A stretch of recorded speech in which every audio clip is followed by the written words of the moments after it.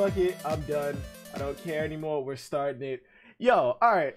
To anybody who's watching and is actually caught up and reads Detective Conan, how has this dude not got his body back? Please explain that to me. I remember when I was like 5, staying up to watch Family Guy and Toonami came on, and Detective Conan came on right after Trigun. How the fuck? And I saw the first episode where like they gave him a drug and he became a kid. First off, why would you give that to a world-class detective? You just gave him more years on his life. He's still hyper intelligent. You just gave him a younger body. That's one. And two, the shit's been going on for longer than One Piece. Give the man his body back. As a matter of fact, I think the only series that has been going on longer than One Piece and Detective Conan was Kochikame. And that got canceled. And that ended like what, 2 years ago? This is One Piece. This is a One Piece discussion. What's going on, guys? How's it going? My name is Silvers. I am here to do a one-on-one discussion. It's been a while since I did one of these with the return of King Killer. He hasn't been here for a while because he started up his own channel and he has had a lot of like real life shit to go through. So, with that being said, King, say hello. Reintroduce yourself. Hello, everyone. It's good to be back. Can anybody hear his Australian accent? Because I can't anymore. Nah, they still hear it. They still hear. I can't hear it anymore, bro. You've just got used to it. But I can still hear. I can still hear it in Rockstar, Christian, and Eric. But for you, it's like. Because they're a bunch of bogans, so you know that's why. Oh yeah, I'm upper class. Aren't they all from like like not Sydney? Yeah, the shithole of the country, Melbourne. This guy. Shout out to all the Melbourne folks. Goddamn Melbourne.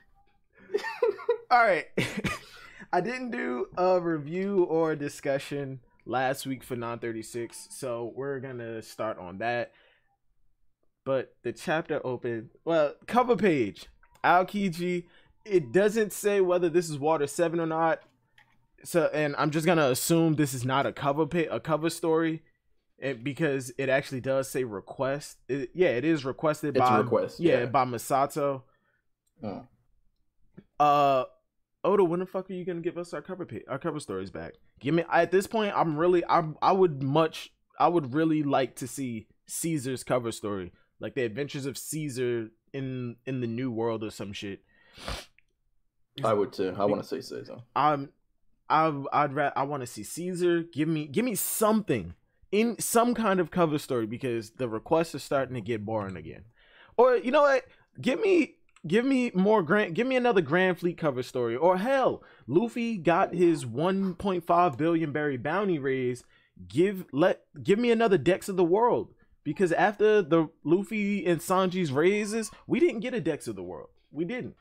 It was just hey, we got our bounties, we got a raise in the bounty, and it wasn't even like it just went up by 50 million. No, he tripled his bounty. So even being called the fifth Yonker, so yeah, need that reaction as well. So why didn't we cut over to Luffy's hometown and see what the mayor has to say about this? The kid that he saw grow up, the kid that Makino helped raise. I want to see that shit. I want to see Shanks' son again. Like, what the fuck? Do you think Oda's trying to save that for after Wano? Because obviously, if Luffy does help take down Kaido, he's going to get a much higher bounty raise. It's most likely, if he doesn't get another bounty raise, because Luffy already is in the territory of messing with emperors. I don't want to say he's not going to, but I don't want him to get another bounty increase because Jinbei's just said at the start of the at the end of the time skip, once you hit 300 million, it's hard to go up. And Luffy was at, what was it, 400 post time skip? Pre time skip. Yes, that's what we got from Marineford. Yeah, it was. Yeah, he was at 300. No, before Marineford. It's 300. It was 300 at Sabaody, right? Yeah. Yep. And Jinbei said at 300, it's hard to go up. Luffy didn't even know he had another 100 post Marineford. And then as soon as we get done with Dressrosa, he jumps up to 500. not only the way it's looking, not only is it not hard to get a bounty increase, it's not hard for it to go up by a large margin either. And that's why I'm hoping after oh, excuse me, I got a dry throat, giggity. That's why I'm hoping that after the whole Kaido incident, because it's not just Luffy, and I hope that they don't like hype him up the same way they did Whole Cake Island, where they give him all the credit, because Luffy is in the he's in the range of messing with emperors. I'm hoping the world government looks at that and goes, okay, he's not doing anything different. He's messed with Big Mom. He's already tried to take out Big Mom. There's no reason to increase his bounty. And because he's working within a collective group, there's no reason to increase his bounty. But the other people that were involved, they need a fucking increase. And I heard that. And I heard that in maybe the world government. What's his name? Brand New, the guy who issues the bounties. I'm hoping he goes. I got like the Marines and CP0 was there. From their reports, Eustace Kid was fighting not like among the army. He was fighting alongside Monkey D. Luffy to take out Kaido. So he's a threat. Increase 2 billion. 2 billion. Just give it to him. 2 billion. 2 billion berry. Fuck Blackbeard. He can eat like 5 dicks. That's what I'm hoping for. Go ahead. So you don't think Luffy will get any increase at all? Not even like another 500 million to make him. If he does get another increase, I don't want it to be like something massive. Like if at most 500, another 500, because once you get to 2 billion, Luffy just came off the time skip. It hasn't even been, I'm gonna say it hasn't even been 6 months since he came back, and 2 billion, he's already in the range of Blackbeard, who has been an emperor for 2 years now. So I really don't see the point in giving Luffy a 2 billion berry bounty. Why are you increasing Luffy's bounty like by a fuck ton so fast? Like you're increasing Luffy's bounty by a fuck ton so much that like what's the point? Especially because you didn't introduce bounty hunters, and when you did finally introduce them, they're not a threat. Like you got Johnny and Yosuke, who, don't get me wrong, I fucking love, and they had no reason to leave the crew. Oh, well, we're gonna go back to doing what we were doing. 2 years later, they're on a goddamn fishing boat outside of Kokoyashi Village. Apparently you weren't bounty hunting, so why didn't you just stay on the crew? You could have been so much stronger. You got Johnny and Yosuke. Technically, Baroque Works were bounty hunters before they found out that Crocodile was their leader, but I don't count them because they're pirates. But for the sake of argument's sake, you got Baroque Works, who Zoro pre-flying slashes, not even pre-hockey, pre-flying slashes, pre-Tatsumaki, pre-Shishi Sonson, took out the entire island, all 100 of them. Every single one of them. So they fought off. And then you got, who's the dude at fucking at Dressrosa? Jean Amigo or whatever, however you want to say it. Yeah, him. Yeah. Yes, he was intimidated. He was pretty cool for a bounty hunter. He was. Like he called out, "Yo, I'm a bounty hunter. I'm a sniper. So whatever I pick up is a projectile." It's just look at who he was matched up against. Luffy, fucking and Don Chinjao, who up until that point the only other person to take him out was Garp. Whiskey Peaks were fodder. Kuma, and that's what I'm saying, bro. Like I'm still holding out for Sniper Island. I'm holding out for Sniper Island to the point where like the top tiers of those bounty hunters are like low Katakuri level. To where it's not pushing Luffy to the same fight that he had with Katakuri, but it's enough to where Luffy will take it serious. I want that. I want bounty hunters. I want the Straw Hats to be hunted through the island. Like I even wrote it, King. You know I do fan fictions. I have a fan fiction for this shit. I increased the size of the fucking crew, and they're on Sniper. Bruh, I want Sniper Island. I want the bounty hunters. I want the bounty hunters bad. Nah, it's not gonna happen. Yeah, that time has passed. I know it's not gonna happen, and to like throw salt in the wound. Every time I go and reread One Piece from the East Blue and look back when Luffy got his 30 million berry bounty, Zoro's like 30 million. That's a fuck ton. Like, and for a first bounty, that is a fuck ton, because like I said, the average starting bounty is only like 200,000, and for Luffy to get a bounty larger than that of Arlong, bro. Arlong, a Sun Pirate, a New World veteran, at the start of that's a fuck ton. And Zoro was like, we're gonna have the Marines on us, not to mention some pretty formidable bounty hunters. When he said bounty hunters, I'm like, bro, we got people who are gonna be chasing us the hell down. Where are these people who are supposed to be chasing us down? The only other person. Go ahead. I definitely think it's Oda's biggest failing, is he's kind of neglected the bounty hunting side of the pirate world. Exactly. It's his biggest failing. Considering the fact he's introduced bounties, apparently these people are everywhere. Like, it's a major profession within the One Piece world. Yes. And it pisses me off, because at the same time, if you've read, because Oda was doing light novels, like early in the series, for people who didn't want to like read manga, he was doing light novels for the East Blue. It got up to Logtown, and you remember in the anime, Daddy Masterson, the gunslinger that Usopp had to fight? Mm-hmm. He's canon. Yep. He's actually canon. He looks different in the light novel, but still, he's canon. And I would have loved to see him like at his full fucking glory. He carries around, what Usopp say? Something crazy like 30 something pistols. I can't remember. Yeah, I can't remember. But like, Oda, give me bounty hunters. Bounty hunters have gone after a crazy amount of pirates, and if they have scars and they're alive, they have stories. You know what kind of world that could open up for, like, just lore for One Piece? How'd you? Oh, fucking! Give me a bounty. Give me some random name. Long John.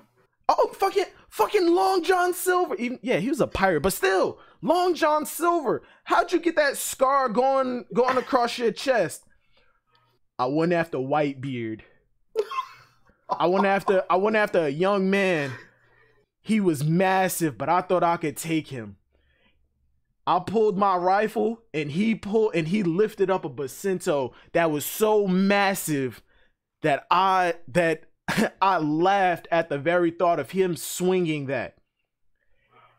I went to swing, I went to fire my gun, and before I knew it, I was staring at the sky, and my chest was wide open. He laughed with a hearty and told me to become his son. He said, I am Whitebeard, and he shook the ground with every punch he threw. Bruh, give me a bounty hunter who can give me some lore. That's what I want. Give me the bounty hunters. And with that, we have been going on for this. Well, I've been talking about this shit for like 10 minutes. We are going to move on. We ain't even talked about the chapter yet. Yes. Udon, the prison in Wano. Raizo's talking to Kawamatsu. Kawamatsu is saying, you need the key for my handcuffs and the prison, but I doubt. Wait, these guys talk. Who dare? Hockey. Hello. Hi. Hockey, I just went on like a 10-minute tangent about bounty hunters and how they're underused. And you came in at the perfect time, like literally the perfect time. Literally, we just started talking about 936. All right. Kawamatsu is telling Raizo, fuck the jail cell key. It may not even open because the bars are so rusted. Kawamatsu being revealed has thrown a big ass, like the reveal that this was Kawamatsu has thrown a big ass wrench in a lot of people's theories. they thought it was Shiki, which because of the floating platform in the sumo arena, which Oda confirmed is just a kite. Okay, just a kite. I mean, Just a kite, no, alright. it makes sense because Japanese people kites, all of that bullshit. I guess But that thing looks way too heavy to be a fucking kite. that's what I was thinking. But yeah, I would have accepted that it's a normal heavy ass arena. It's just that you can't see the wires holding it up. And then Oda just drew the thing with like some thin wire, like he redrew it but zoomed in and you could see thin wires on it connecting to buildings, making it look like it floats. I would have accepted that shit. Nah, Oda just forgot to draw the rest of the building, and he's like, "Oh crap, no, it's a kite." No, it's a sumo arena though. Like if you put pillars on it, like you're adding some like disruption to the. I don't give a damn. It's a goddamn roof. It's a fucking roof. Anyway, Raizo is seen, and Raizo's performing the ninja arts that I want to see in the Hype Ninja. Raizo, much like I've always assumed, Raizo is hype. He is a formidable opponent. It's just the fact that, and I say this every time, I don't like his fucking design. I don't. It's goofy. It's goofy, and it's not Kinemon goofy where if he makes a serious face. Yo, what's up, Ganon? Hey, Ganon. Hey, Ganon. Hey, Hidden Hockey trash. Yo, what's up, Christian? Nah, but Raizo, if like Kinemon, if he makes a serious face, you can take Kinemon serious. You can look at Kinemon and go, he's a goddamn force. Raizo, if he was to like be peering through the darkness with his eyes in a dark alley, you'd go, oh shit, what the fuck is that? But as soon as he steps out the shadows, I'm gonna laugh at this man. Granted, I'm still gonna die, but at least I died with a smile on my face. Kinemon, same situation, but as soon as he steps out the shadow with that angry face, I might shit a brick. Depending on the mood. I might actually shit a brick. Been talking about this facepalm shit for years, boys. Alright, but yeah, Raizo, hype ninja, not so hype design. Next page. It would be nice if Oda would give us a ninja that has a more aesthetically pleasing design to counter Raizo's goofy design. But like Naruto. All right, look, when we originally went into Wano, like when they were introducing the ninja, I actually thought this was Oda telling Kishimoto, I'm gonna show you how to do ninja. I thought he was going to compete with Kishimoto for like hype ninja designs, like not even ninja, shinobi designs. You don't even have to have the mask on, like the mask over your face. Look at Shinobu. But then as soon as we saw Raizo, it instantly hit me. Oda's a fucking troll. He's not gonna outdo you. He's gonna make fun of you. Oda's gonna make fun of the ninja. And while the designs are goofy, historically, they're accurate. They're extremely accurate. Ninja never had historically. Ninja were not, well, yeah, they weren't like elite trained guards by like feudal lords and whatever. Farmers. They were farmers who took whatever cloth and shit they had, dyed it like navy blue, and just put on a tight hood. Like imagine if you had a hoodie and you just tightened it around your face. Like that's what the ninja had. yes. And Original gangsters. yeah, and they have and over time they started to dress more sophisticated and whatever, like geisha and shit. And it shows with Oda, it shows in the designs that he's going for a more historically accurate design rather than a militarized thing. And Sekiro just came out and I've been playing it. Give me him. Give me the wolf. Give me the one-armed wolf for One Piece. Oda, if you don't give me at least one hype ninja design, I may actually cry.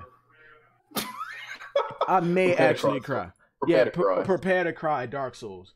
He's Naruto. Wait, he is Naruto's ninjas are mid. Why are they so bottom heavy? Bro. Anyway, Queen is talking about a special device performance where Luffy and Grandpa Hyo have to fight against all of these dudes with guillotine collars on, but I'm just calling them guillotine collars because like I'm just calling them guillotine collars. You step out the ring, you lose your goddamn head. Luffy's like, goddamn, this is fucking interesting. And plot convenience, and I've seen a lot of people like actually complain about this, like, oh, it was just, this is like too convenient. What was the point? It was just to pad out everything. There's really no point in having it. Queen takes off Luffy's handcuffs, making Rizo's entire infiltration pointless, which I agree with, but at the same time simultaneously disagree with, because without that, Rizo would have never come across Kawamatsu. Exactly. And for all we know, the key that he has actually does open up Kawamatsu's handcuffs. But at the same time, he's been in there so long, they probably don't even have that key anymore. You're laughing. I'm dead serious. What if Rizo? Yeah, what if you never know. And people are saying that Kawamatsu may be a mink as well, because if you go back to the flashback of Nekomamushi and Inuarashi, to the right of the panel when they're little kids, you can see like a guy with a bunch of, like, people say it's fur and what is it, a fisherman's hat? Something like farmer hat. Yeah, a rice farmer hat. The Orange Junior hat. Yeah, rice farmer hat. Yeah. They said look at that's a mink. That's clearly a mink. Look at all the fur. I don't think that's fur.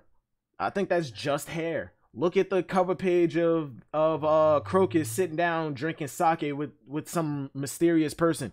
He had long hair. For all we know, that was just another person. For all we know, that was Kawamatsu, because if you look at Kawamatsu's silhouette, he has long hair. But yeah, you can chalk that up to he's been in the cell for 13 years. That could have just been Kawamatsu. And in the silhouette, you can also make out the rice farmer hat, the Kung Lao. Ah, that's what it is. Yeah. But Luffy and Hyo, who, if by the time Hyo gets like a proper Sanji meal, he better buff up to the way he used to be. Life return, full on Broly. He needs to. He really does. Oh. Luffy conquers Luffy conquers the entire group, and fucking Kawamatsu is looking, and he's just looking in awe.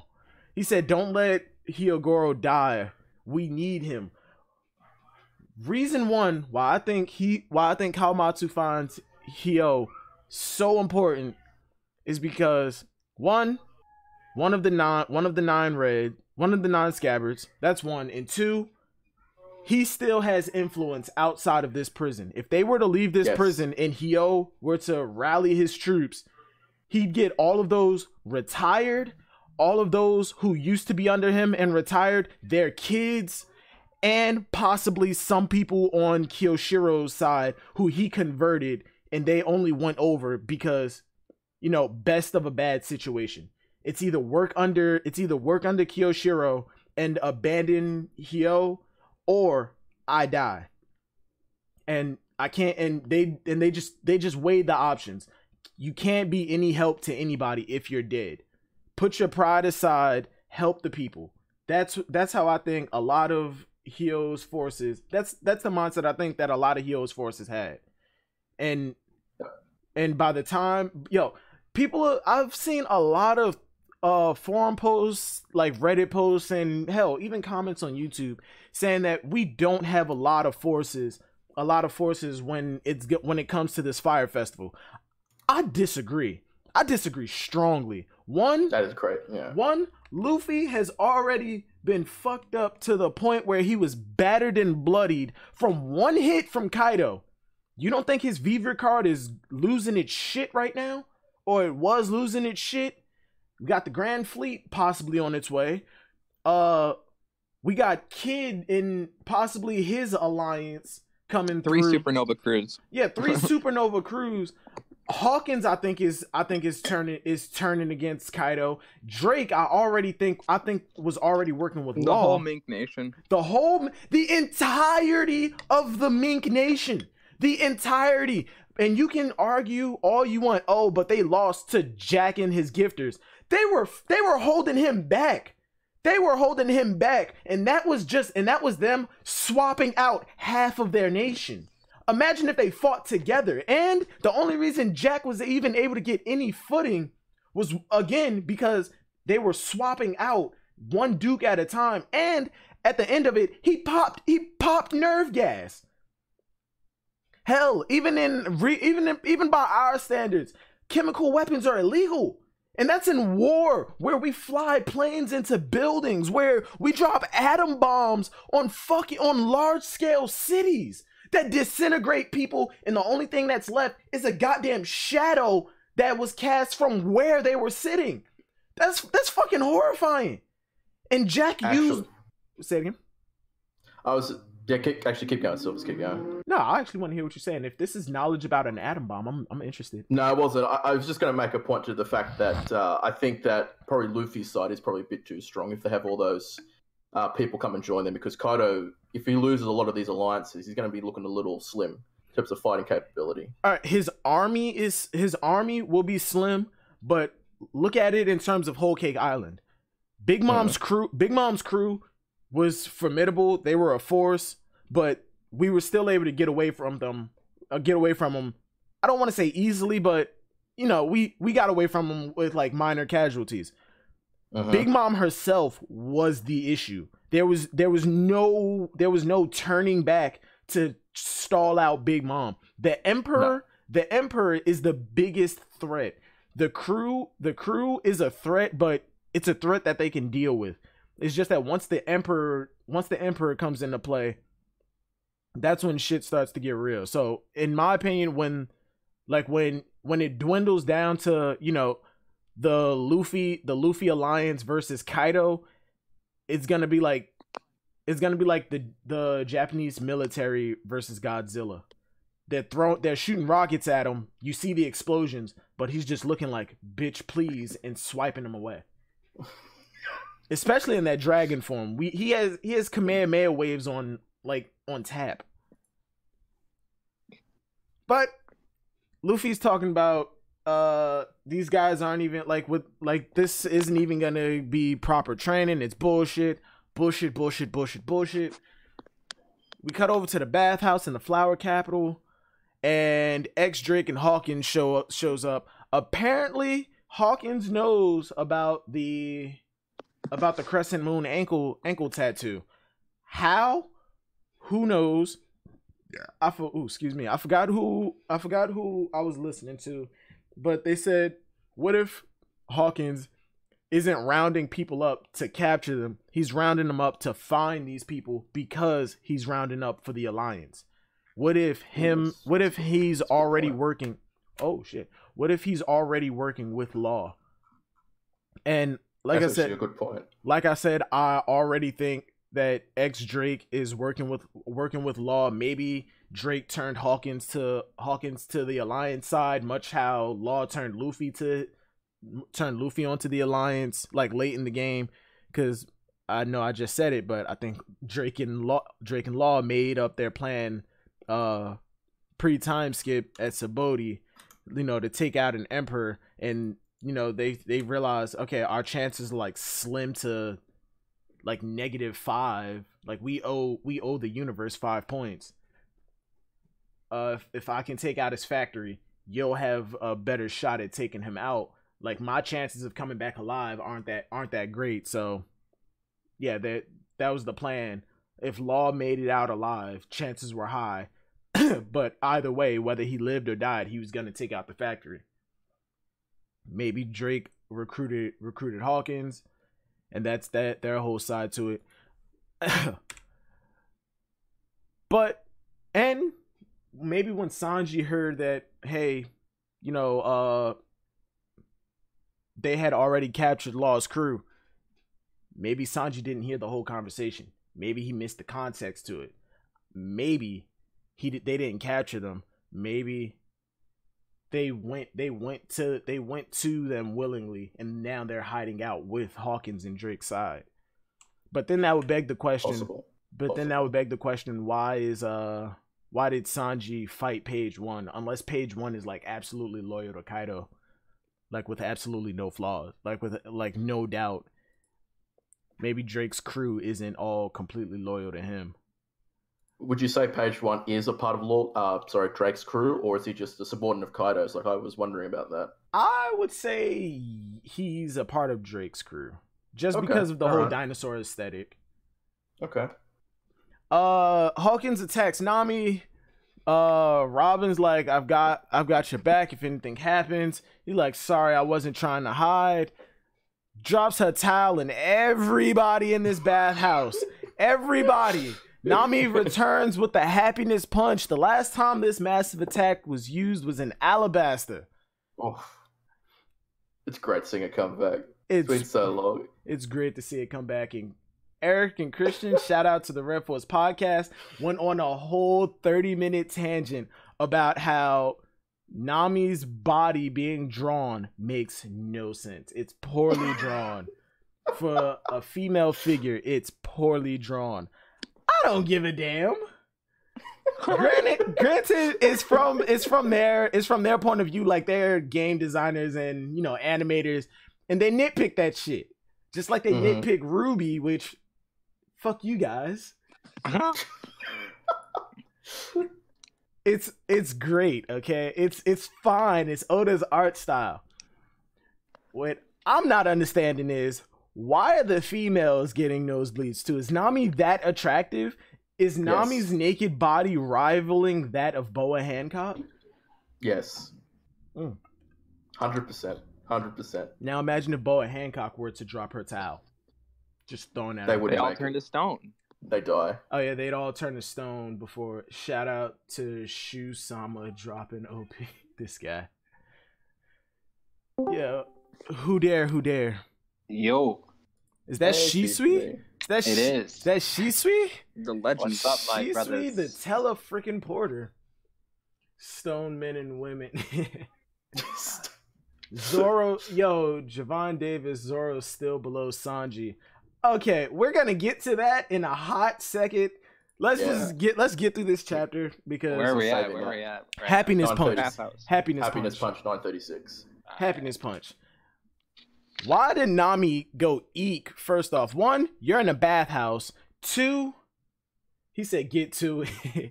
2, Nami, you've shown your naked body to people before. Not like unfazed. But Sanji has a massive nosebleed.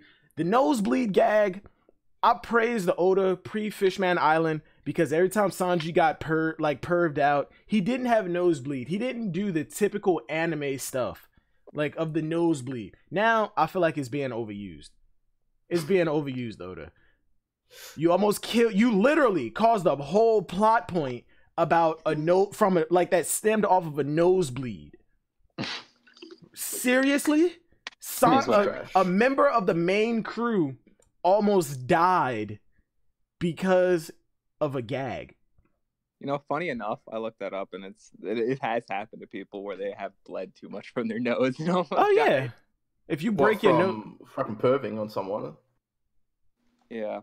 And I actually, it's just like it'll be like they're in the middle of activity or something, right? And their nose keeps bleeding, and they can't get it to stop. And... Yeah, I've never heard anyone saying looking at fucking breasts and then. It's like having a nosebleed. It could be from people. They might have an issue of like bleeding problems where they can't stop bleeding or whatever. Yeah. When I was watching Soul Eater, Soul Eater was like one of the most pervy animes I've ever seen. And I got curious, why do anime characters bleed from their nose? And it turns out it was like blood. Yeah, it's like blood. The way they explained it was like blood rushing to your dick. Like too much blood is flowing through your dick, and your vessels get backed up, and the only way out is the most convenient place, and that's your nose. And I'm like, oh, that makes sense. So they got scientific with it. And then I did more research. They was like, no, it's just funny because it comes out of their nose. And I'm like, oh. but some biology asshole or whatever the fuck the blood system is, you know what the fuck it is.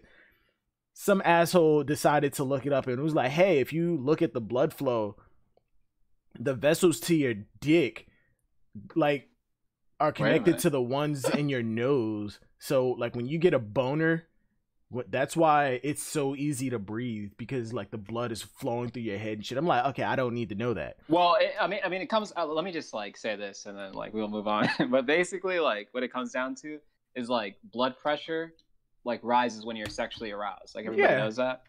And so, like, apparently, like, I don't even want to get into this. I was gonna say. But I do know why, because I was curious myself, and I'm just. Yeah, I feel like everybody has Googled it at one point. I did as well.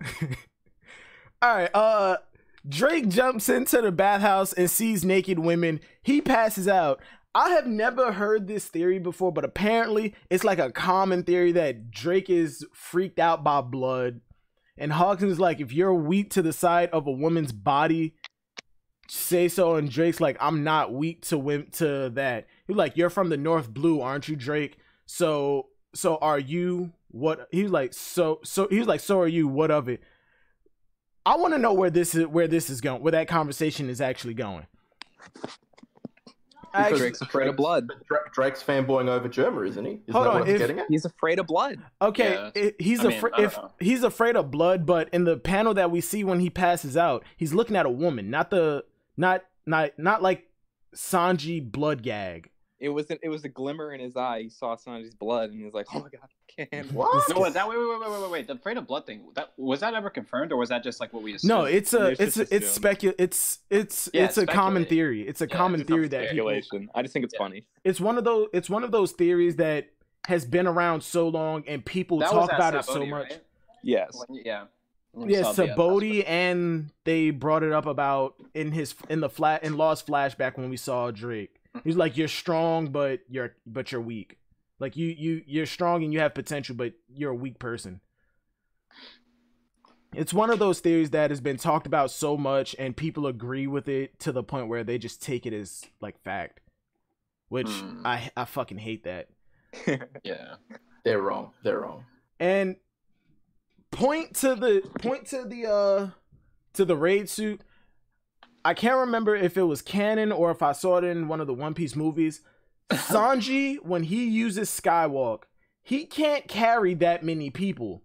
But in this, I don't think so, yeah, but point to the raid suit, he's able to carry not only Nami and Robin, which his nose is still like flowing like a faucet. He's able to carry Shinobu's big ass.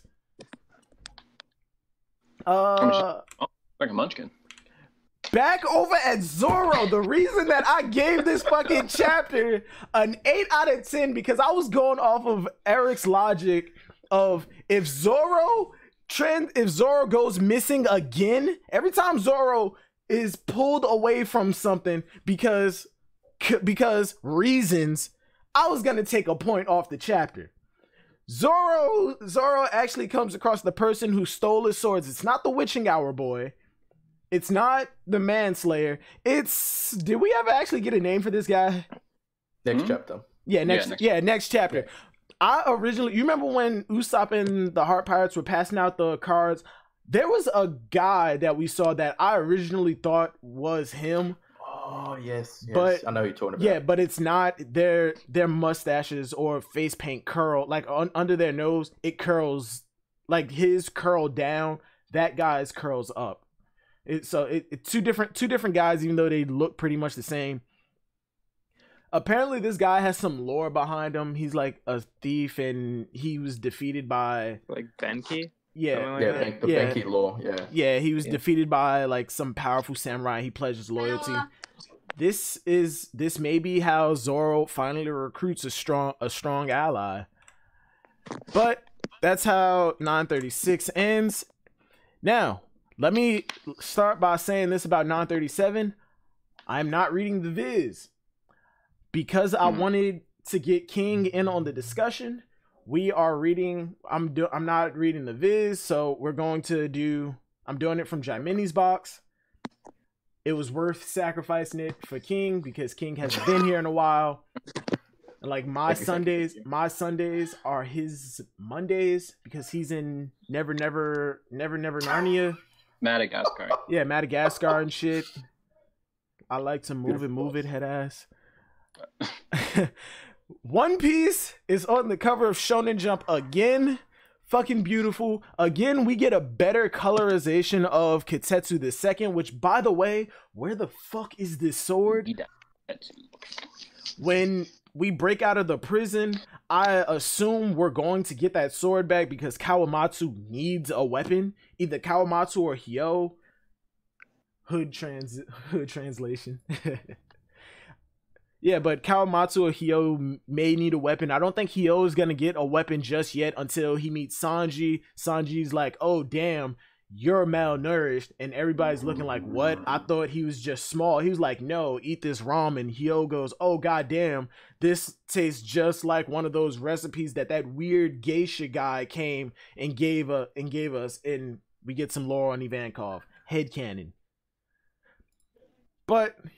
we definitely do need to find out where that weapon is, because when Luffy first took it, Hitetsu made such a big deal about how it's a Wazumono grade sword, and on top of it, Kitetsu the Third is literally with Zoro. Hey Kai, thanks for the sub, man. Hey, I think that's actually the first time somebody actually subbed on stream. Hey, good shit. That's the first time I'm ever able to see that shit in live, like live. I'm proud of that. Thank you. Thank you. What days do you stream? I only stream the discussions when chapters are like actually worth having a discussion about. Otherwise, I do like a smaller review format. But if it's worth having a discussion about, I'll stream it, and we'll talk like this. Ulrich, you gotta stop with the Luffy x Nami stuff. It's bullshit. It's not gonna happen. Luffy x Hancock. It's happening. Stop it. It is not gonna stop. Oda has already shown that the majority of the couples in One Piece have at least a 9-year difference. Bro, we know we all want it, but it ain't happening. No, I want it, and it is gonna happen. Penis. Eric, that's a weird segue to come in on, but okay. Silvers is as consistent as Matt B. I'm very consistent. I'm very consistent. No, that's not factual. Not factual. I ain't trying to start nothing with Matt B. Who dare? Yo, Eric, what's going on, man? I'm not trying to start no shit with Matt B because that man is like a goddamn force. But Matt B coming on the show next week. Oh shit, word. Hey, look forward to that. Matt B on the Red Force podcast. And the Red Force podcast gets creditless now. Matt B is very consistent. I mean, we had Silvers on, so we're already creditless. Yeah. Oh. First off, y'all haven't had hockey on yet, so came on this man's stream. Word, right? Came on my stream and started coming crazy. Oh yeah, does hockey even have a channel? Hockey does not have a channel, but he's just he's a Brago boy though. Creditless. I mean, he has to atone for his sins before he gets on. Oh, the sins of the Marines. Please keep the conversation going. I will be right back. God damn it. We get to No, we'll just listen. We'll just listen to this. Oh, Gannon's still here. Gannon. Listen. Yeah, we got never mind. That was probably my little brother knocking on my goddamn door. Anyway, 937. 937. Yeah, 937. Yeah. Big Mom is talking about eating some again. Take everything in this chapter with a grain of motherfucking salt, simply because this is the Jimini's box translation, is not the official Viz. So the shit about the city of what was it? The Emerald City of Gold. Maybe a mistranslation. City of Gold, not the Emerald City of Gold. Yeah. And people are already making theories in here. Yeah, people are already making fucking theories about the Emerald City of Gold. People are making theories off the color page. You know, people can't be stopped. All right, the color page thing. As much as I hate Okay, make your theories. When has off anything of it. ever come out of the color page? Only one time, and that was a confirmed foreshadow after the fact. Oda said, yes, somebody asked, the color page of Luffy playing cards holding an ace and the Joker with a skull on it. Was that a hint that Ace was gonna die? And Oda confirmed, yes, it was. That was the only time it's ever been confirmed. Ever since then, people look to color pages for everything. Coincidence. It was like, yeah, it was. Yeah, right. But people take one.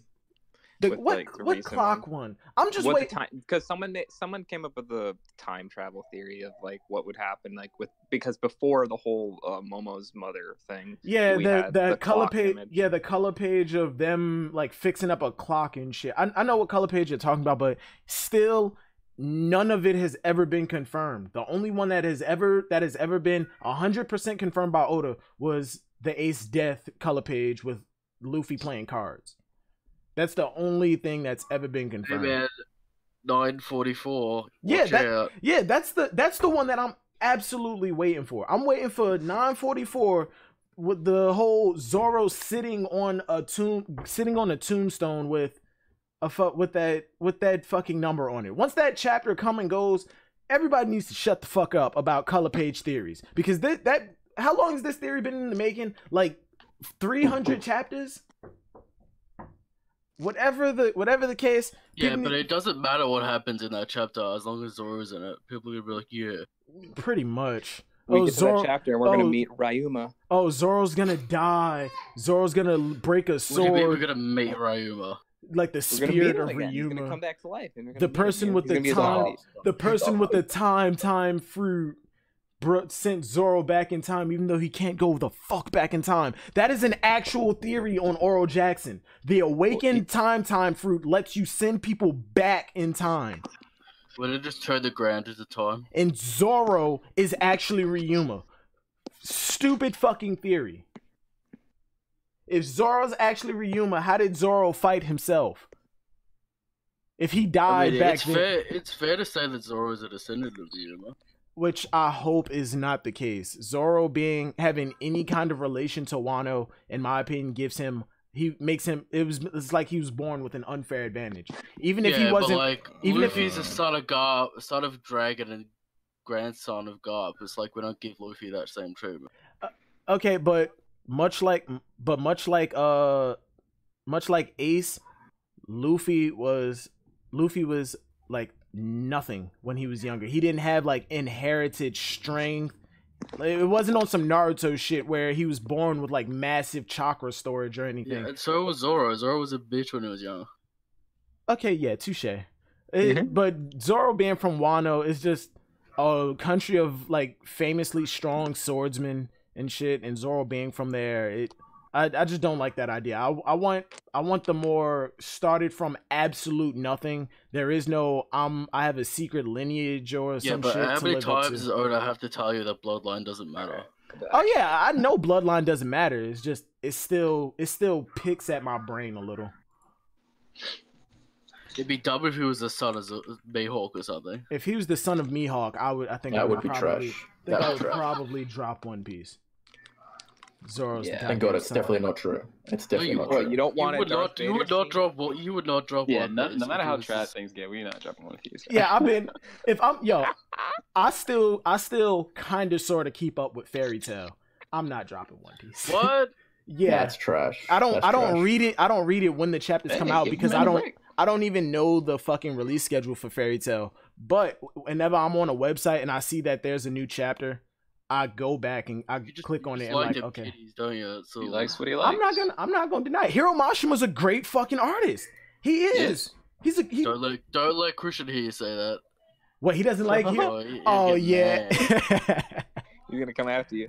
Yo, that tangent that you guys were, those like 20 minutes of how Nami was drawn. It's so ironic because he can't draw, so it's pretty ironic. It's not sexual.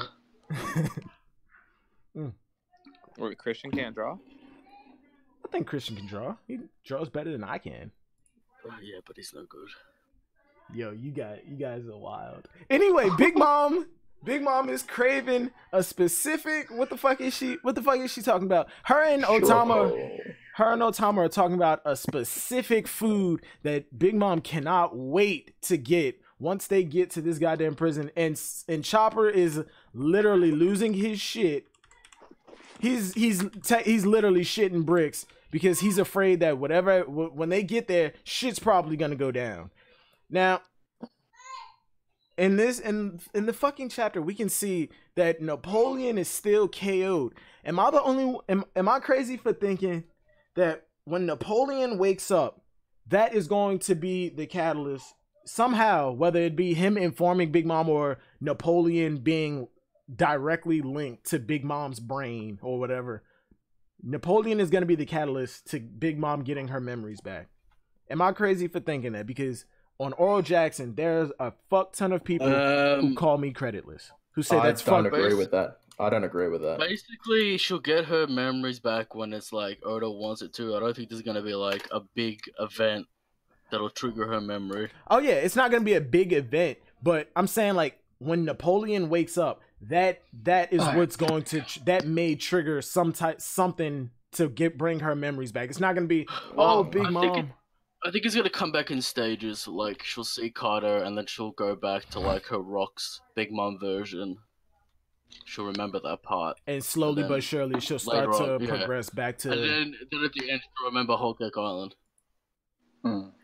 Do you agree that no matter? Well, I already know the answer to it, but do you agree that when she does get her memories back, she's going to be indebted and grateful to the Straw Hat Pirates for taking care of her? I'm not gonna say shit. No. I ain't saying shit.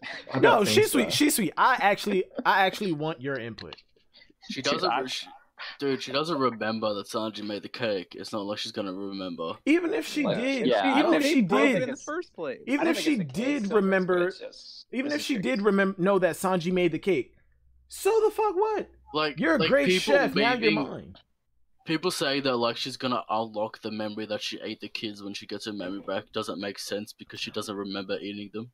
Like, unlock the memory. She knows that she ate Semla. It's just that she didn't see that she was shoveling the people into her mouth.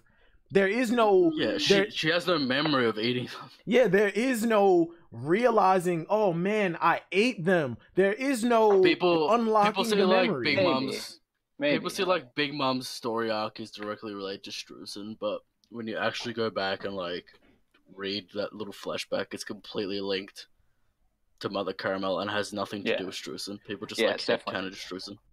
Definitely linked to Mother Caramel for sure. Did Struzan see Big Mom eat those kids? Yeah.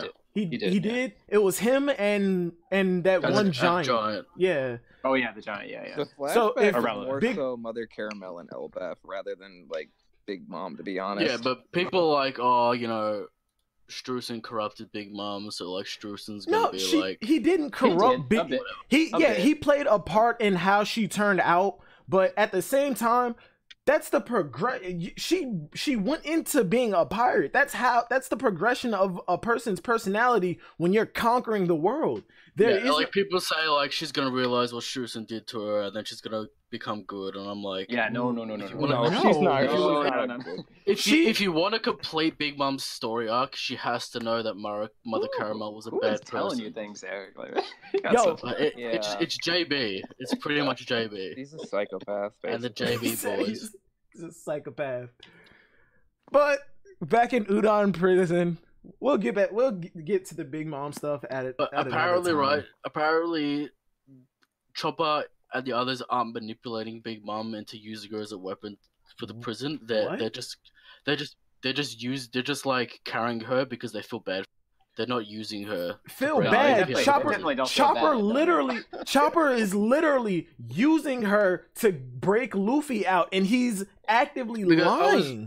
I was talking to JB on Twitter about it. I'm like, do you think Oda would send the wrong message if the Straw Hats used a person at the most vulnerable state and then she became their friend? Yeah, but he took the oath to help her. Like, that's just what it was. Like, and all that shit. Yeah, I don't know. That's just the doctor. You talking about the doctor oath? Yeah, exactly. That's just him helping, like doing what Chopper helps anyway. Yeah, but he hasn't said that yet. He shows us that he doesn't give a fuck about it. He thought about killing her. He pulled really a knife out. He was like, maybe I should stab her. Maybe I should kill her. And like when he doesn't give a fuck about people, he doesn't give a fuck like Caesar. That's true. Man, look at Law. He said that I'd never kill anybody like as a doctor. Chopper's not a doctor right now. He's the whole fighter. thing about Big Mom's character is that she's been manipulated and used at her most vulnerable states. So the Straw Hats are doing that to her, and then she's going to be their friend. I don't think so. Yeah. And if Big Mom were to remember everything from Whole Cake Island, there is no forgiving Luffy in them. She's not redeemable. It's not. She doesn't need to be redeemed. It's her character. Did Pito need to be redeemed in Hunter x Hunter for killing Kite? Fuck no. It's not Hunter x Hunter. This is One Piece. I know, and I know. I was just using that because I fucking hate people who use that argument. Oh, look at this series. It happened in this series, so why can't it happen in this? I don't know. It's just she's terrorized countless countries. She demands all their like fucking food and Doflamingo isn't redeemed. We just saw his upbringing. There is no like Crocodile was out there killing people, but he's still like I don't know. It depends on the intended point, really. I mean, I know like in Wano her character will be completed as far as like her past, all that shit. Like that has to be. That's why she's here. And that's another that's another reason. Like the whole amnesia stuff. I think that's just a way to keep Big Mom from doing anything so drastic that she gets taken out in this arc. Because I believe she's going to Elbaf. I think there's no denying the fact that Big Mom is going to play some part in Elbaf. And you can argue, oh, why put the same emperor in 3 different arcs? Because that's the way Oda's writing the story. I think my biggest problem is that we see what's happening. Like we can kind of predict like how things are going to unfold. Like if I can go back and like, you know, pinpoint a moment like in Marineford where like Luffy just comes from the sky, right? Like we knew like they were coming to Marineford, but we still had that like shock that they just like the way they come. Like it's still a great moment. Giggity. And like I don't want it to be the same for like Big Mom. Like I don't want it to be where it's like right now, because all right, the next thing we know Big Mom's probably going to do is go to, you know, the jail and break Luffy out, right? And it's like the way things are happening, it's like these kind of moments we don't need to be like shown this, you know what I mean? Like it kind of just needs to happen. And so far it's like I don't know, like I don't want her basically to be a plot device, and like that's like just like clear as day it's shown as a plot device where it's like we're not even like, okay, she's here, she broke him out, it's like what's the next thing, she helps him.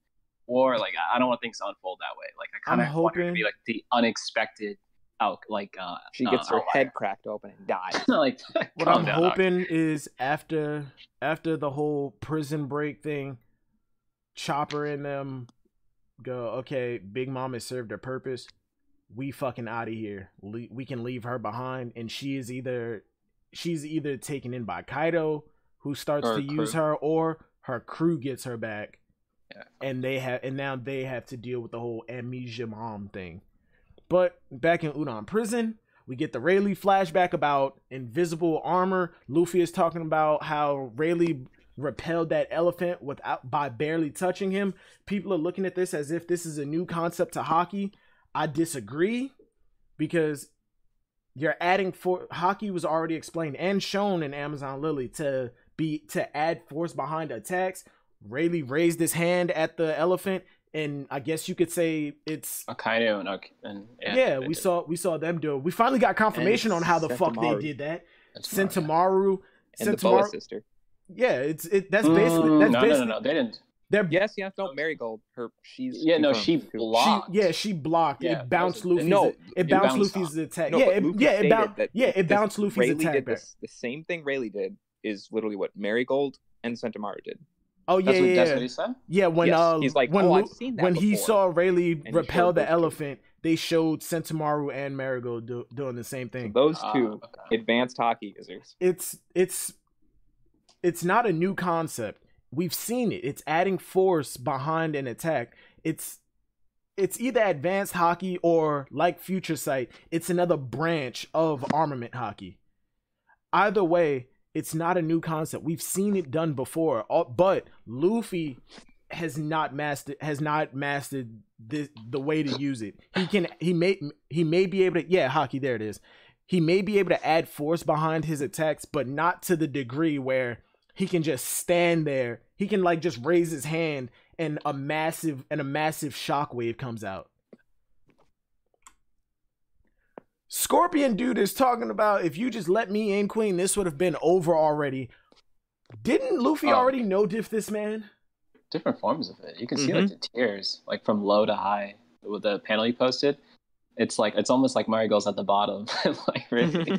Nah, the boss is a fire. This is a fire. Snake Man's Red Hawk is gonna be I don't doubt, like, Crimson Mario. Crimson wait, which one it of the makes bosses? Sense, Sentomaru in the middle, and then Rayleigh top, and Mario bottom. As far as like who mastered that ability, you know what I mean? Yeah. No, I agree. I think Sentomaru would be under Rayleigh, but he'd be really up there. Wait, Sentomaru's a dude? What? Oh, oh yeah. I keep forgetting. No, I keep fucking forget. Oh shit, I'm going the wrong way. Cutting back over to Zoro. The Zoro. I need to get one of them shirts from Zoro Fanboy while I'm at it. Now that I'm thinking about it. Zoro is fighting. I'm not even gonna. Let's just call him Gyukimaru. He's not gonna try. Gyukimaru. Zoro's fighting Gyukimaru, and anybody who says Zoro has no speed feats, blow me. No, he definitely blow has. me. Back in Fishman Island, bro. Like that was. Zoro has no speed feats. Look at this man. He is a fucking blur. Even early Wano, him and Luffy speed blitzed the entirety of that group.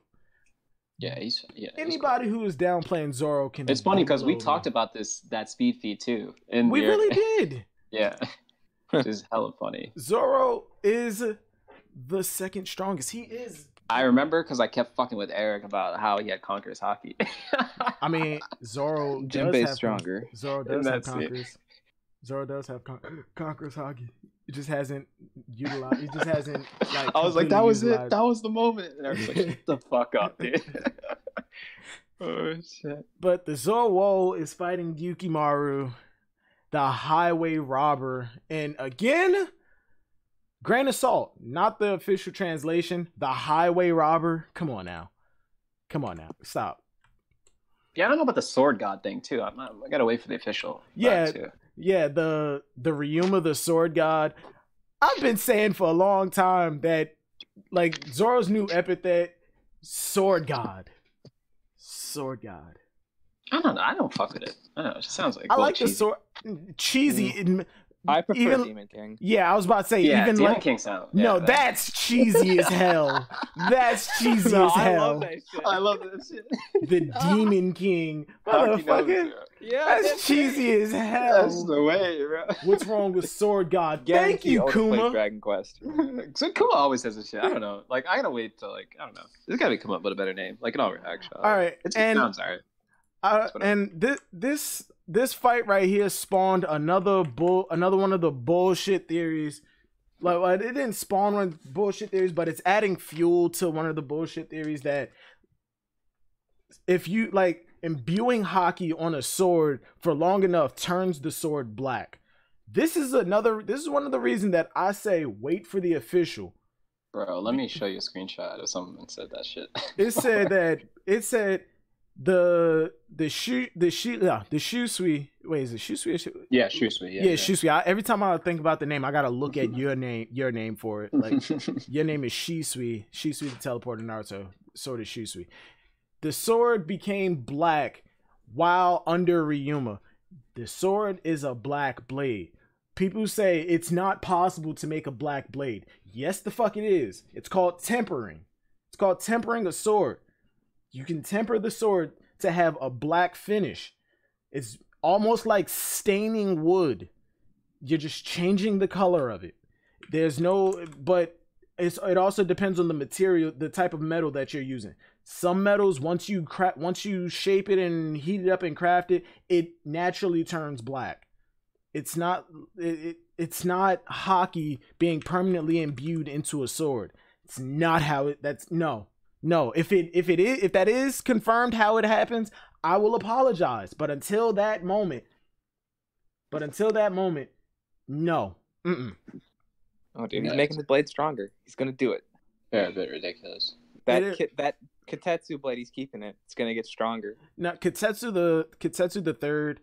If the Marines show up, no, Tashigi's not taking Kotetsu from Zoro, and Zoro's not gonna give it up.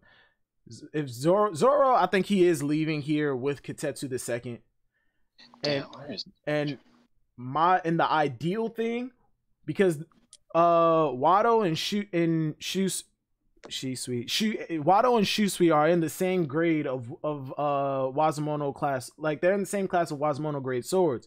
The only one below that is Kotetsu the third. Kotetsu the second is in the same class as Shusui and Wado.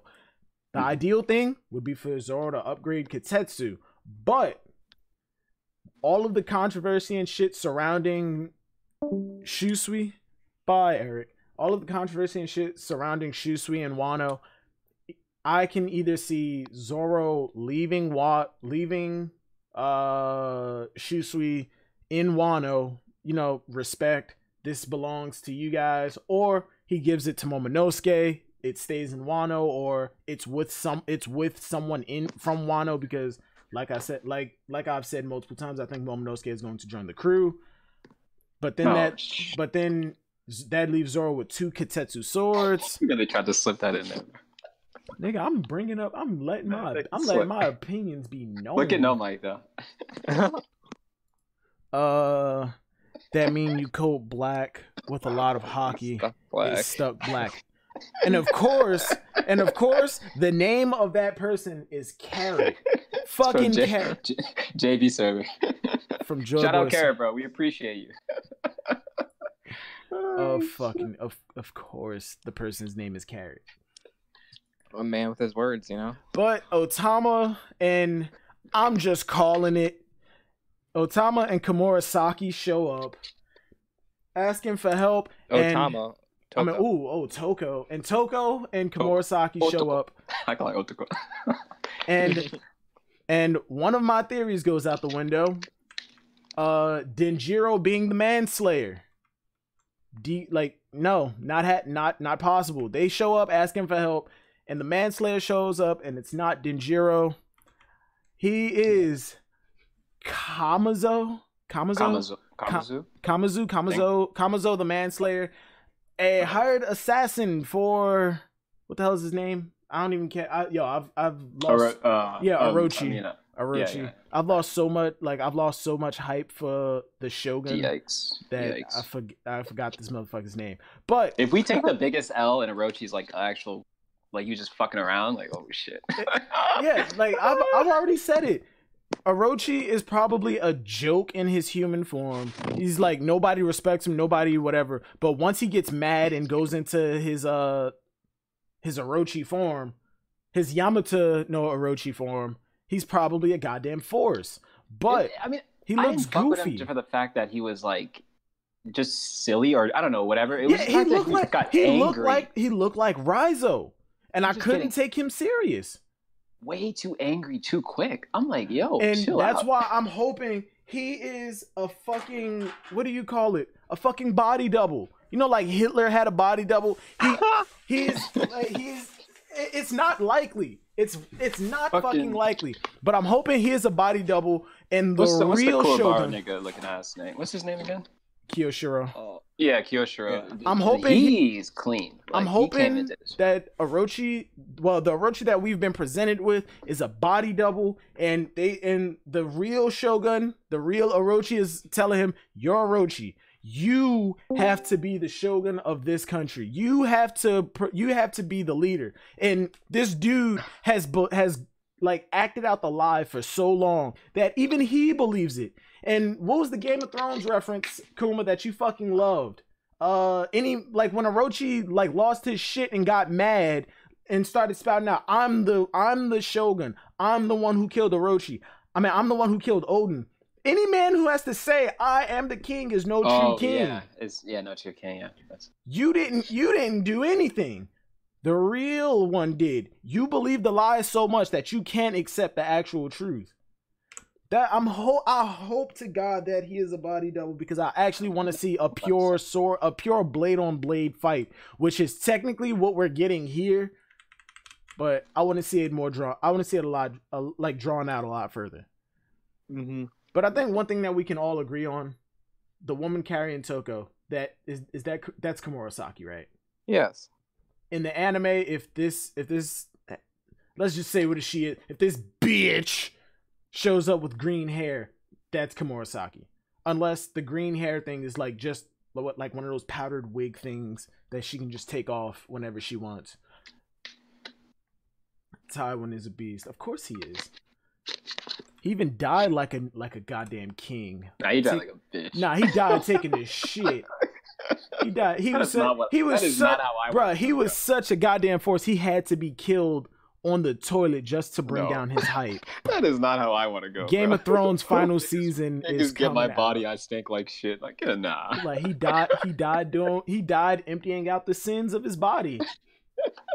He wasn't even finished. He wasn't. Oh shit. Nah, but Tyrion's goddamn force. Anarchy. Dun da da da da da da da. My nigga Smash. Ayo Smash. You got like 2 days till your birthday, my nigga. Happy almost birthday, bruh. Hey. Darkness has entered the chat. No, I'm just kidding. 2 days until our birthday. Hey, Smash, that is your day, my dude. That is your day. Oh, you both got the same birthday? What the fuck? Yeah, we got the same birthday. March 24th, boy! Forget those birthdays. In like, what, a week and a half? It's mine. Yeah, you're in March. You're lame. Yeah, I feel like you're creditless. April. That makes it even less cool. That's a joke. Anyway, Zoro versus the Manslayer. I thought Zoro chopped this man's head off when I read this chapter. I really did. But no, the anime better not fuck up this fight. Cause the way I'm looking, overhyped. Yeah, it's an all right fight, much like the Sanji versus Judge was an all right fight. And I expected it to be animated at least decently. That's the type of vibe that I'm getting from this altercation. It's an okay, quick, like back and forth. I'm tired of that shit, bro. Like, give me the panels, bro. Like, give me the panels. Like, here's the thing: is that like progress these characters? Like, come on, bro. When I look at what's happened in these past couple chapters, first off, we should have just got the page 1 versus Sanji panels. I would have rather gotten that than the bathhouse. The page one Zoro fight. The page one versus Sanji time, fight. bro. We technically we got the entirety of that fight because the last panel was page 1 not knowing where Sanji was, and Sanji was flying up in the air. Sanji probably left. Well, actually, you see him jump up in the air and then crash back down in this giant explosion. So you could argue that Sanji literally went like 300 feet in the air and was like, "All right, I'm coming down on your head." I really hope he didn't one shot. I really do. One shot. We one shot and we got an off screen. Like, yo. But looking at this fight, like looking at these panels, you can see the big explosions from the clashes. Like the middle panel on page 15 on Jaiminis, there's a big ass explosion from them fighting. They better not fuck this up. And then you got the highway robber. I can't remember his fucking name because I hate Japanese names. Mm-hmm. No disrespect to Japanese. Call him Benkei. Just call him Benkei like I keep doing still. Say Benkei. It's Kyukimaru. We're talking about Kyukimaru. But he's looking at Zoro like, all right, this man is formidable, but motherfucker, you're wide open. You're supposed to be fighting me. Like, you're wide open. He's like, you're wide open. He was really. I don't know how I feel about that though. Right? Nah. He looked at him. I feel like he was assessing him. Like, okay, you're actually kind of strong.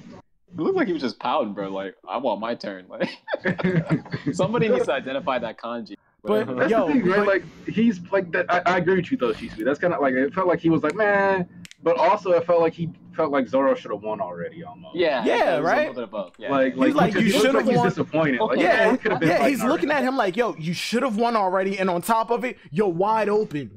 Like, get your shit together. That's what I Stop want playing. to ask you guys though. Is like that's what we need to talk about because like for me, even like the difference between what Otis does and what like Horikoshi. I hate to compare the two, but like it's like for this instance, it's like, oh, I always tend to have this thing in the back of my mind, like, what's the intended point?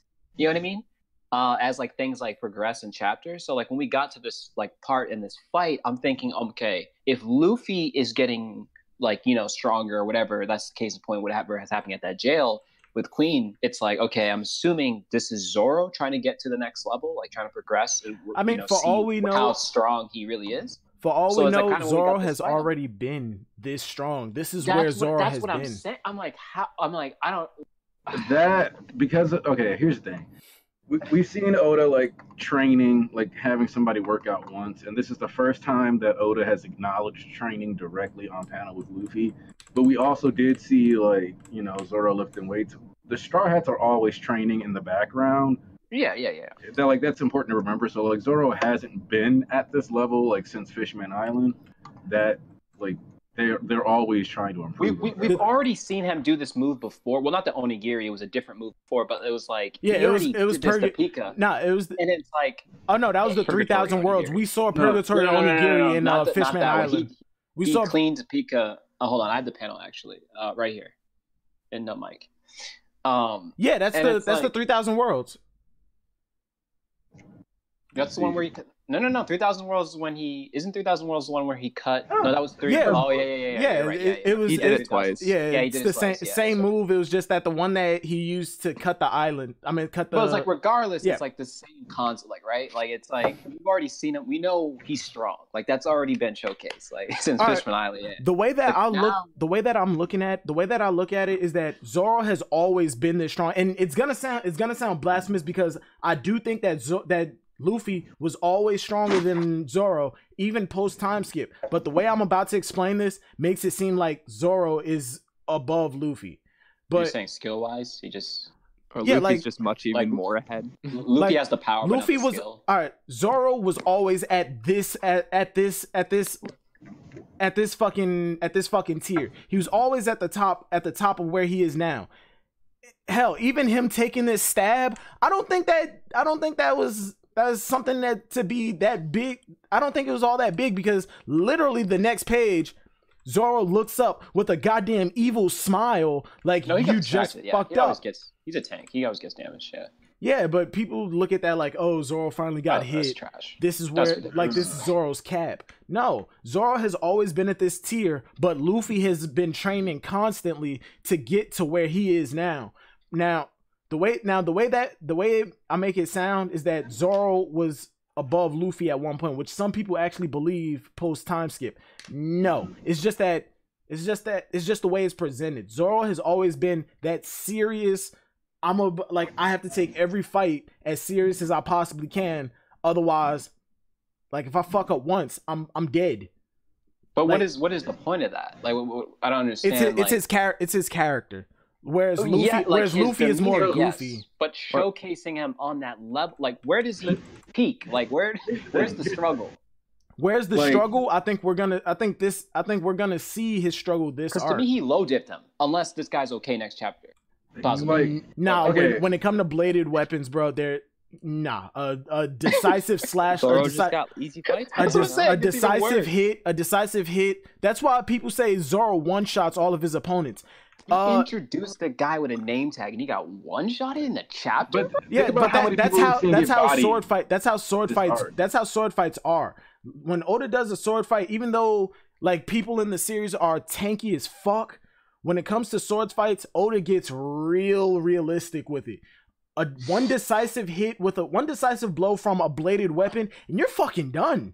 But wait a minute, he fought Cock. Oh, wait. Hold on. Yeah, I see where you're going with that, but at the same time, it's like he fought Kaku, but every hit that Ryuma had that. I get that. Yeah, when like Ryuma, the fight with Ryuma, the fight with Kaku, every hit that Zoro took was not a direct all in right. No interruption hit. When the fight with Mr. One when he got rained on with the blades, he was still blocking. He was still blocking though. Knowing that, it's like he fought Ryuma. That didn't look like a low diff fight. It wasn't a low diff fight. He cleaned him with one hit. It was still like it was a high diff. Yeah, they're going at it, and that's my point. Saying, and that's my point. That's my point. They're going at it, but with every sword fight, one decisive hit. Typical. I'm saying that hit should never happen. I think it should just like one decisive hit. One decisive hit is all it takes to decide a sword fight.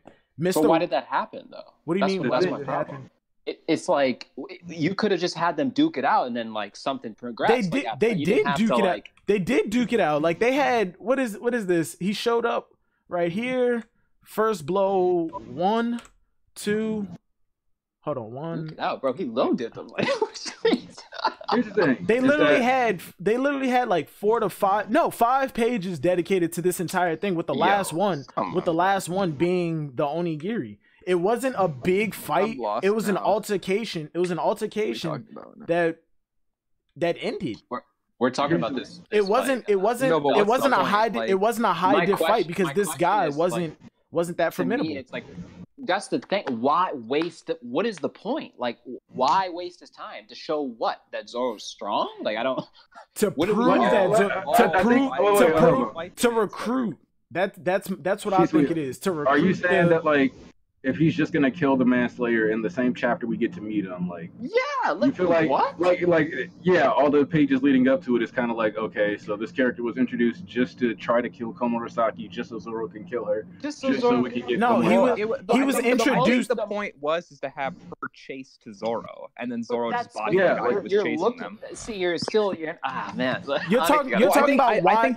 Hold on, Shisui. You're talking about why did it have to be the manslayer specifically? Right. Why not just have like some scrub? Because then if it was just some no-name scrub, what the hell is his name? I keep fucking forgetting his name. Because you're wasting. To me, it's like Smash. What was the name that you? Gyokimaru. Yeah, Gyokimaru. That'll be easier for you to remember.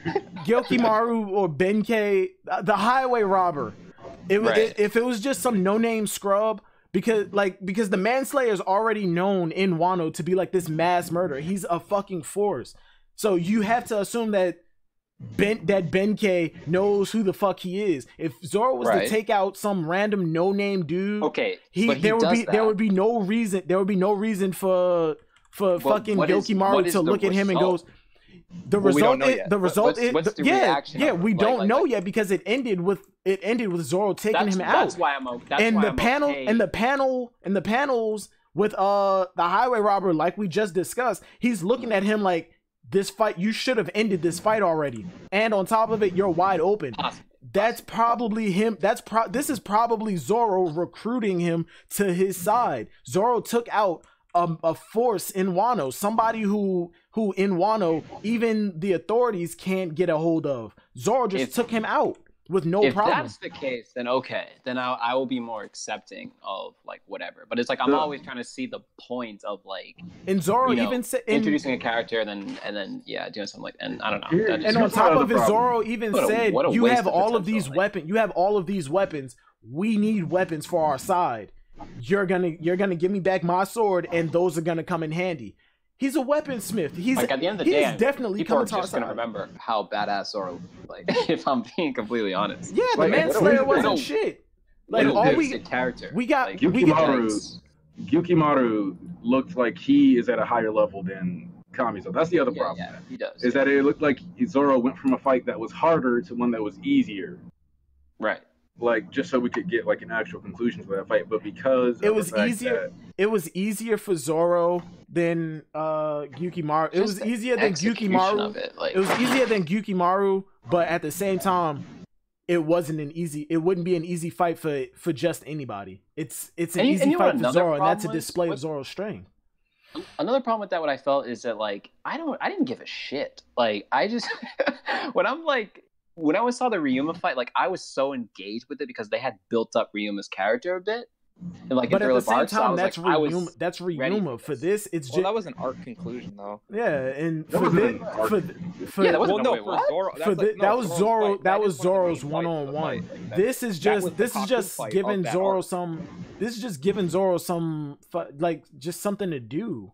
The manslayer, he was introduced in the same chapter as the witching hour boy. It was just literally one mention of him, and now we finally get him. People talk about him a lot. So ridiculous, though. I don't know. I can't but get. Also, I mean, like, Zoro wasn't trying to get hit at all. You can tell because he's surprised. Shit just worked out. Like after he got hit, like I mean, like a lot of people are trying to turn it into. No, he's surprised. He's not. Like you can tell he's in pain, but once it's stuck, he's like, "Fuck, I can make this work." I mean, a comparison would be like if what this manslayer guy is in Thriller Bark would be like one of the zombie generals, just one of like the pretty hordes of much. them, you know. Yikes! He's an obstacle to get to the climax. Shisui's probably just no point like. I feel like Shisui's the issue. To these characters, if they're just gonna be that shit, yeah, bro. they're a hype piece. They're a hype piece. Nothing more. Really hate that shit, well, it was 10. Well, I mean, it was like a few pages, you know. All right. Yeah, Spider General. That was even worse. Don't even bring that up. That's the chapter. Hopefully next week we focus more on Zoro. I don't think that. What the hell was the name? Kiku already told Big Mom it's gonna take some time for them to get to the prison. I'm hoping that we stick with Zoro more for this for next chapter instead of going back over to the prison. All in all, I gave 936 8 out of 10. This chapter I'm giving the same rating. I've seen a lot of people give it like say, oh, this chapter was shit. I've seen people say this was a great chapter. I enjoyed the chapter. It set up for a lot. Yeah, I enjoyed it too. It set up for a lot. It left enough to the imagination. Even though Shisui has an issue with the manslayer, I don't. Yeah, that's it. Are we on break next week? No, right? Nope. No. Okay, yeah. Hopefully, I can get back to my my normal release schedule because with me working and shit. As a matter of fact, I have to be to work at like 4 a.m. But thank you to everybody who joined the stream. Thank you, King, Smash, Eric, Hockey, Shisui for coming in. Yo. Oh, and Zoro, this is the last thing I'm saying, even though I said we were gonna get to it. Zoro is stronger than Sanji. Sanji literally listed off everything his raid suit had, and nothing put him above Zoro. Just throwing that out there. Until next week. See you guys later. Peace.